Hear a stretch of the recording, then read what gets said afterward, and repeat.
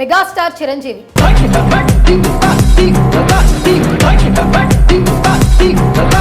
ఆయన తుఫాన్లా రాలేదు, చిరు జల్లులా వచ్చి తుఫాన్లా మారాడు.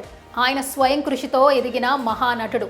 తన యాక్షన్ డాన్సులతో ఎందరినో మెప్పించిన ఆచార్యుడు. అమ్మడు లెట్స్ డు కుమ్ముడు.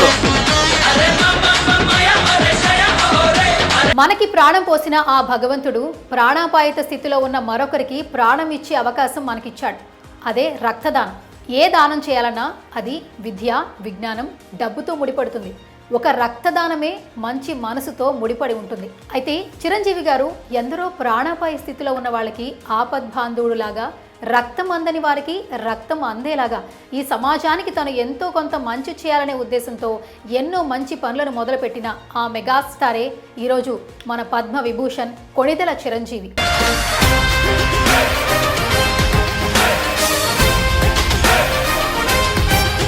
మెగాస్టార్ చిరంజీవి సంకల్పం ఎంత గొప్పదంటే, తండ్రి ఒక సాధారణ పోలీస్ కానిస్టేబుల్, తల్లి ఒక సాధారణ గృహిణి.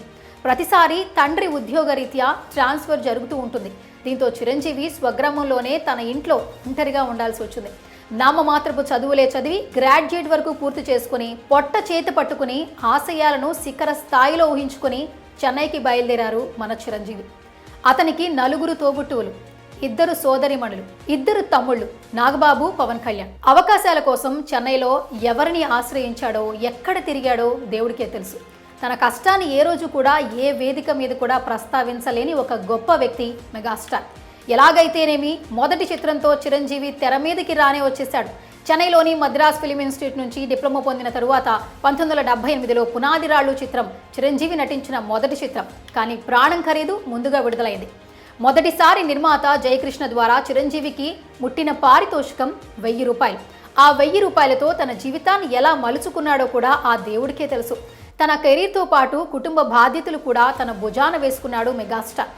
ఇదిలా ఉండగా బాబు దర్శకత్వంలో వచ్చిన మన ఊరి పాండవులు చిత్రం చిరంజీవికి ప్రేక్షకుల్లో మంచి గుర్తింపునిచ్చింది. మన ఊరి పాండవులు, మోసగాడు, రాణికాసుల రంగమ్మ, ఇది కథ కాదు వంటి సినిమాలలో చిన్న పాత్రలతో పాటు విలన్గా నటించిన చిరంజీవికి ఒక నటుడిగా మంచి గుర్తింపు వచ్చింది. కానీ 1980వ దశకం నుంచి ఆయనకు గోల్డెన్ డేస్ వచ్చాయి. 1980లో వచ్చిన మొగుడు కావాలి సినిమా చిరంజీవికి మొట్టమొదటి సిల్వర్ జూబ్లీ మూవీ రికార్డ్కెక్కింది. ఈ సినిమాను తమ్మారెడ్డి భరద్వాజ్ నిర్మించారు. ఆ సమయం నుంచే వారిద్దరి మధ్య మంచి స్నేహం ఏర్పడింది. ఆ తరువాత కొన్ని సినిమాలు చేసినా పెద్దగా గుర్తింపు రాలేదు. 1983లో కోదండరాం దర్శకత్వంలో వచ్చిన ఖైదీ సినిమా చిరంజీవి కెరీర్ని మార్చేసింది. ఈ సినిమాతో ఆయనకు స్టార్డంతో పాటు క్రేజ్ కూడా వచ్చింది. అప్పట్లో ఈ సినిమా 4 కోట్లకు పైగా వసూలు చేసి ఇండస్ట్రీ రికార్డులను తిరగరాసింది. ఈ సినిమాతో చిరంజీవికి స్టార్ స్టేటస్ వచ్చేసింది. అప్పటి నుంచి కెరీర్లో వెనుతిరిగి చూసుకోలేదు. ఖైదీ సినిమాతో సూపర్ డూపర్ హిట్ అందుకున్న చిరు చాలా సినిమాలో నటించాడు.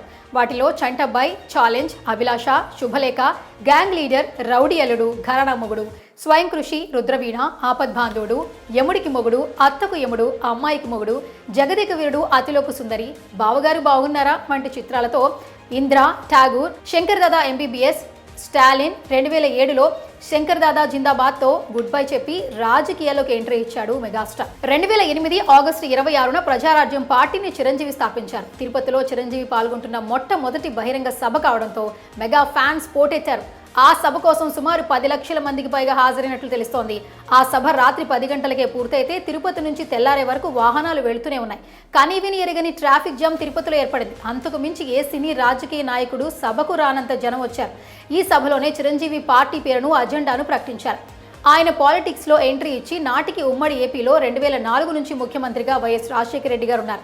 రాష్ట్రం మొత్తం పాదయాత్ర చేసి మొదటిసారి సీఎం కావడమే కాకుండా ప్రజల అంచనాలకు ఏమాత్రం తగ్గకుండా వైఎస్ఆర్ పాలన కొనసాగింది. అలా ఒక బలమైన రాజకీయ నాయకుడిగా ఏపీలో వైఎస్ఆర్ ఉన్నారు. 2009లో జరిగే సార్వత్రిక ఎన్నికల సమయంలో కాంగ్రెస్, టీడీపీ పోటాపోటీగా ఉమ్మడి ఏపీలో ఉన్నాయి. అలాంటి సమయంలో చిరంజీవి రాజకీయ రంగ ప్రవేశం చేశారు.